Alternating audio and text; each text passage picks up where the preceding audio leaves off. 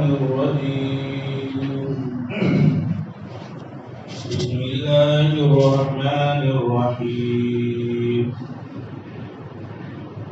إنما المؤمنون إخوة فأصلحوا بين أخويكم واتقوا الله لعلكم ترحمون صدق الله العظيم.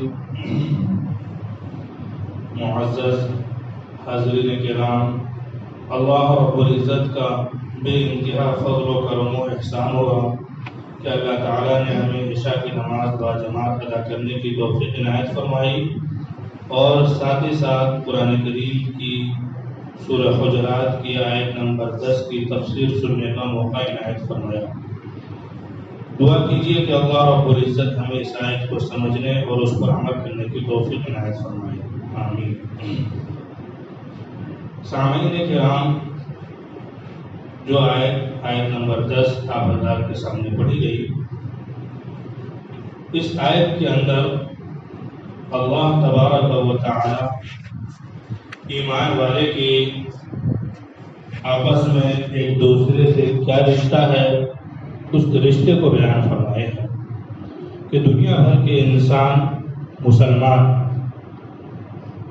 خواہ وہ کہیں کا بھی رہنے والا ہو، اپنے شہر کا رہنے والا ہو، گاؤں کا رہنے والا ہو، دیہات کا رہنے والا ہو، یا اپنے ملک کا رہنے والا ہو یا دیگر ملک کا رہنے والا ہو، خواہ وہ اس ریاست کا رہنے والا ہو یا خواہ وہ دوسرے ریاست کا رہنے والا ہو، آپس میں مسلمان بھائی جو رشتہ ہے وہ بھائی کا رشتہ ہے۔ بھائی، اللہ رب العزت نے آپس میں انسان مسلمان کے رشتے کو بھائی قرار دیا۔ بھائی جو ہوتا ہے وہ ہمہ وقت ہر لمحہ اپنے بھائی کے لیے انسانیت کے ناطے اچھا سوچتا ہے، اور ایک بھائی اور کامل ایمان والا بھائی بھی وہی ہے کہ اپنا بھائی دوسرے بھائی کے لیے اچھا سوچے، اچھے فکر کرے۔ تو اسی طریقے اور سوچتا بھی ہے کہ میرا بھائی چھوٹا ہے، تھوڑا کس طریقے سے یہ آگے بڑھ جائے، یہ کس طریقے سے اپنی پڑھائی مکمل کر لے، تھوڑا کمزور ہے اس کو آگے بڑھانے کی کوشش کرتے ہیں۔ غرض ہے کہ دنیا بھر کے تمام ایمان والے مسلمان سب آپس میں رشتے میں بھائی ہیں۔ کس اعتبار سے بھائی ہے؟ دنیا بھر کے جتنے بھی مسلمان ہیں ان کا قرآن بھی ایک، احادیث بھی ایک، اللہ بھی ایک، رسول بھی ایک، دینی اشتراک ہے ہمارا، ایک روحانی تعلق ہے مسلمان کا، اللہ تعالیٰ نے محبت دے رکھی ہے۔ اسی وجہ سے حضرات صحابہ کرام آپس میں خوب ایک دوسرے سے محبت کرنے والے تھے، آپس میں ایک دوسرے سے خوب زیادہ محبت کرنے والے تھے، یہاں تک کہ جو حضرات نبی اکرم صلی اللہ علیہ وسلم کے ساتھ یا نبی اکرم صلی اللہ علیہ وسلم سے پہلے جو مکہ المکرمہ سے ہجرت کر کے مدینہ المنورہ گئے تھے، وہ انصاری صحابی اس مہاجرین کی اس قدر محبت کرتے تھے، ان سے اس قدر اس کی خاطر تواضع اور محبت کرتے تھے جس کی کوئی مثال نہیں۔ اور اللہ رب العزت کو ذرہ برابر یہ پسند نہیں، اور اللہ کو بھی اور اللہ کے رسول کو بھی ذرہ برابر یہ پسند نہیں ہے کہ مسلمانوں میں آپس میں جھگڑے۔ رشتہ ہے مضبوط بھائی کا رشتہ۔ احادیث مبارکہ میں رسول پاک صلی اللہ علیہ وسلم نے ارشاد فرمایا، جو بخاری اور مسلم دونوں کی روایت ہے، حضرت نعمان ابن بشیر رضی اللہ تعالی عنہ روایت نقل کرتے ہیں۔ احادیث مبارکہ ہے، عن النعمان بن البشير رضي الله تعالى عنه قال قال رسول الله صلى الله عليه وسلم ترى المؤمنين في تراحمهم وتبادهم وتعاطفهم كمثل الجسد الواحد أو كما قال عليه الصلاة والسلام۔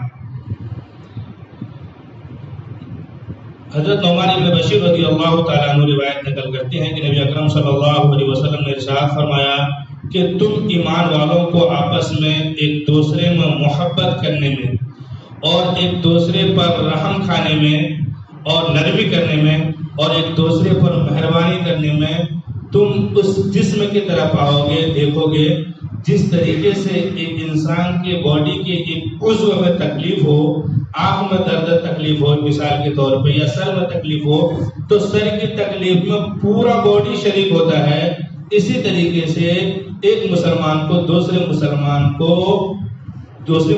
کی تکلیف پر رنج میں آنی چاہیے، غم میں آنی چاہیے کہ میرا بھائی پریشان حال ہے تو اس کی پریشانی کو ہمیں دور کرنی۔ سمجھ میں آیا؟ ایک روایت، دوسری روایت میں آپ صلی اللہ علیہ وسلم نے ارشاد فرمایا المؤمن للمؤمن کالبنیان، جو بخاری مسلم دونوں کی روایت ہے، ایک ایمان والا دوسرے ایمان والے کے لیے، ایک مسلمان دوسرے مسلمان کے لیے ایک عمارت کی طرح، ایک عمارت کی طرح۔ یہ پورے گاؤں والے، پورے شہر والے ایک عمارت کی طرح ہے آپس میں مسلمان۔ جس طریقے سے ایک ہماری یہ مسجد ہے، مسجد کی در و دیوار ہے، یہ سب آپس میں کس قدر مضبوطی سے یہ دیوار چھت کو تھامے ہوئے، پیلر چھت کو تھامے ہوئے ہے، اسی طریقے سے ایک مسلمان دوسرے مسلمان میں آپس میں مضبوطی سے اس طریقے سے رشتہ ہے۔ تو مسلمان کو چاہیے کہ آپس میں خوب اچھے طریقے سے رہے، جھگڑے لڑائی ہر طرح کے حسد کینہ بغض سے اپنے آپ کو بچا کر رکھے، اور آپس میں مسلمان ایک دوسرے کے ساتھ ہمدردانہ سلوک کے ساتھ، محبت کے ساتھ، رواداری کے ساتھ رہے۔ دیکھیے انما المؤمنون اخوہ، تمام کے تمام مسلمان بھائی ہیں، تمام کے تمام ایمان والے بھائی ہیں۔ اس کا مطلب تو سمجھ میں آ گیا، بھائی۔ فَأَصْلِحُوا بَيْنَ أَخَوَيْكُمْ، لہذا اپنے بھائیوں کے درمیان صلح کراؤ۔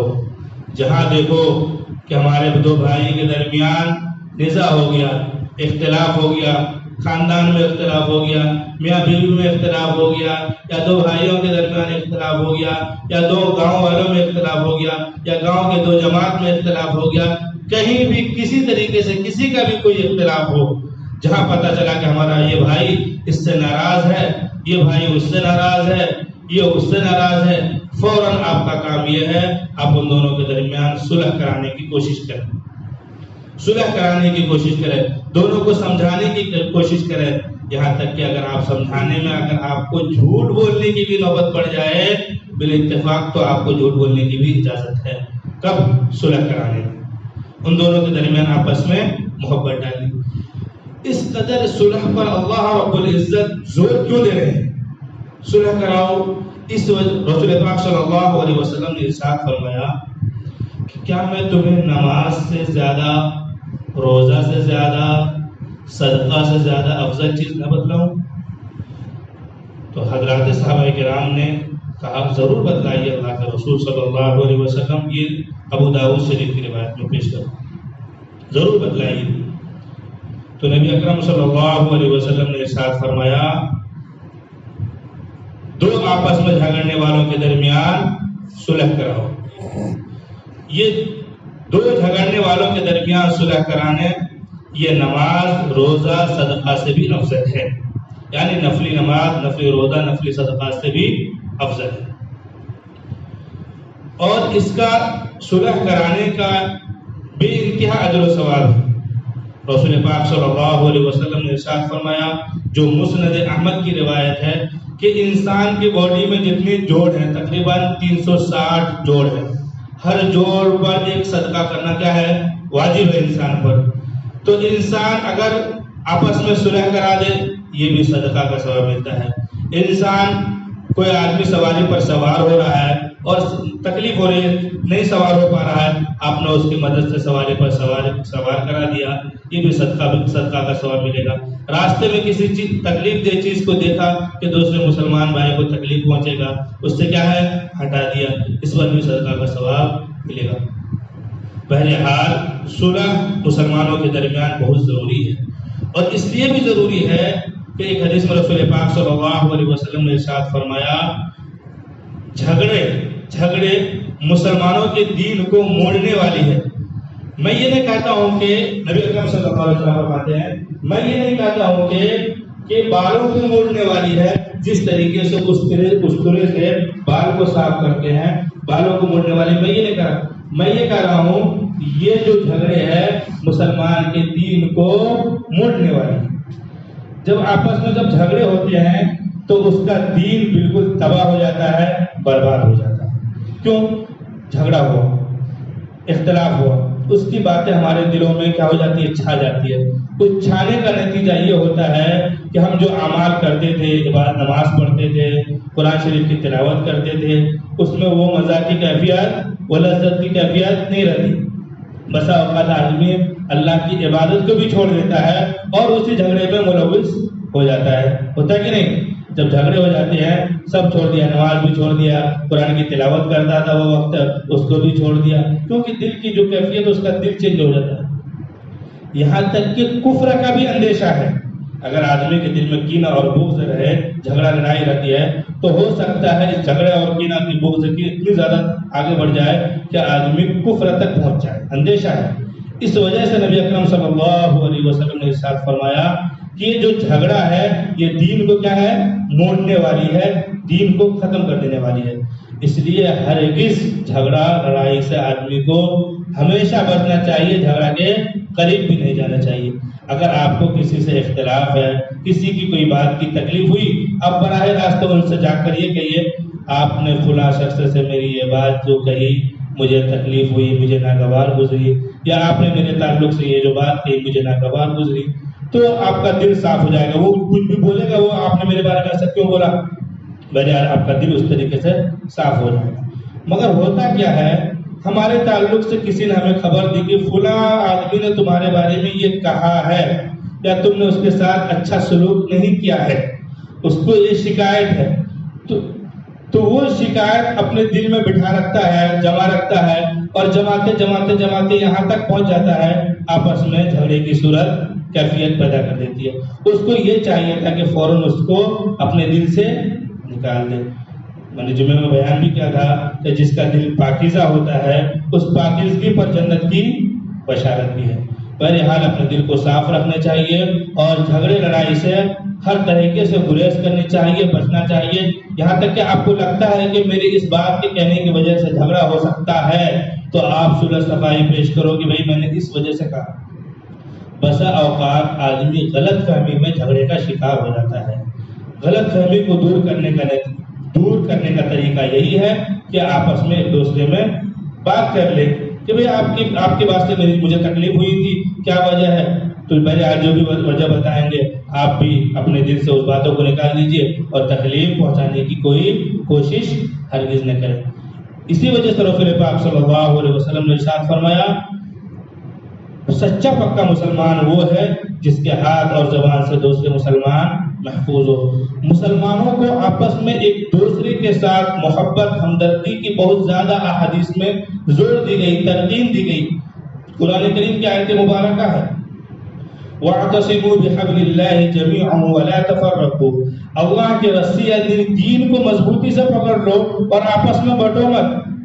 بھائی قرآن ایک ہے، احادیث ایک ہے، سب چیز ایک ہے، تم لڑ جھگڑ کیوں رہے، کس بات پہ جھگڑ رہے ہو؟ ہلکے سے اختلافی مسائل تو ہر جگہ رہتے ہیں، اس کو نظر انداز کرنا چاہیے اور آپس میں مسلمانوں کو آپس میں خوب محبت کے ساتھ، ہمدردی کے ساتھ رہنا چاہیے۔ ایک دوسرے کو ہدیہ تحائف بھی پیش کرنی چاہیے۔ اگر آپ کو پتہ چلا کہ میرے بارے میں کوئی شکایت کر رہا ہے، کوئی میرے خلاف ہے، آپ ان کو کوئی تحفہ پیش کرو، کیا پیش کرو؟ ان کو کوئی تحفہ پیش کرو یا ان کے لیے دعا کرو، انشاءاللہ خود بخود اس کے دل میں کیا آ جائے گی؟ محبت اور ہمدردی آ جائے گی۔ جھگڑے کو ختم کرنے کی دو صورت جو بزرگوں نے بیان کی ہے، میں آپ حضرات کے سامنے ذکر کرتا ہوں۔ جھگڑے کی انسان کسی پر امید لگا کے نہ رکھے۔ کیا ہوتا ہے، بیٹا ہے، باپ پر بہت زیادہ امید لگا رکھا، حد سے زیادہ امید لگا رکھا ہے، بڑا ہو گیا حد سے زیادہ امید لگا رکھا ہے۔ اسی طریقے سے کسی فیکٹری سے امید لگا رکھا ہے، کمپنیوں سے امید لگا رکھا ہے، لوگوں سے بہت طریقے سے امیدیں لگا رکھا ہے، رشتہ داروں سے امیدیں لگا رکھا ہے۔ جب اس کی اس امید پر اس کو نہیں ملتا ہے تو وہ دل میں کیا ہو جاتا ہے؟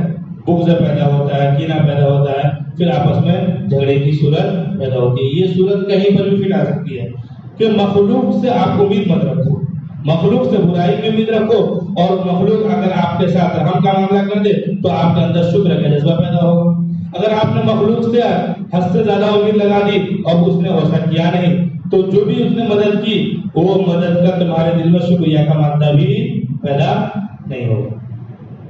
دوسری یہ کہ ہم جس کے ساتھ جو بھی احسان کریں وہ صرف اللہ کے لیے کریں، وہ صرف اللہ کے لیے کریں۔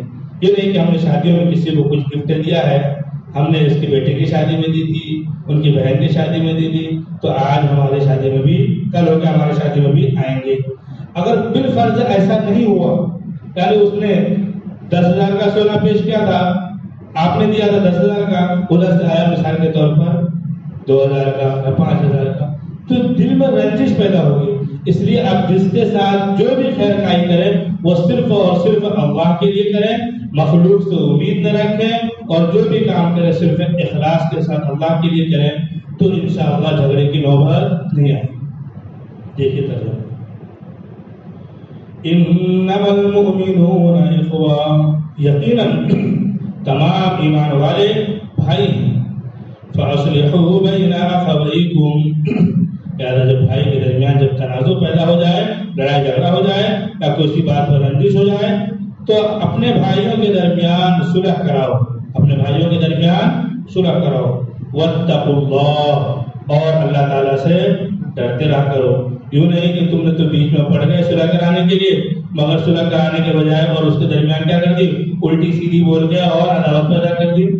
ان باتوں سے ڈرتے رہو، اللہ تبارک و تعالیٰ سب دیکھ رہا ہے، سب سن رہا ہے۔ واتقوا اللہ، اللہ تعالیٰ سے ڈرتے رہا کرو۔ لعلکم ترحمون، یقیناً امید ہے اللہ تبارک و تعالیٰ تم پر رحم فرمائیں گے۔